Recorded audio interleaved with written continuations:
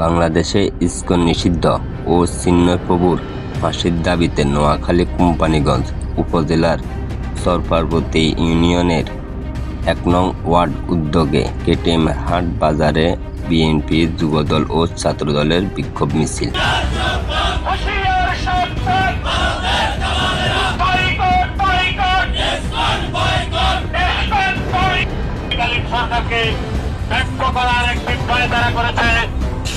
আমরা আজকের এই বিক্ষোভ সমাবেশ থেকে হুঁশিয়ারি উচ্চারণ করে বলছি, ঠিক আছে না? আমরা বাণিজ্য বিলম্বে এই ইসকনকে বাংলাদেশ থেকে নিষিদ্ধ করতে চাই। আমাদের আজকের বিক্ষোভ পরবর্তীতে এখন আমাদের সামনে আপনারা জানেন শেখ হাসিনার দোসররা এখনো বাংলাদেশে বিভিন্ন ষড়যন্ত্র।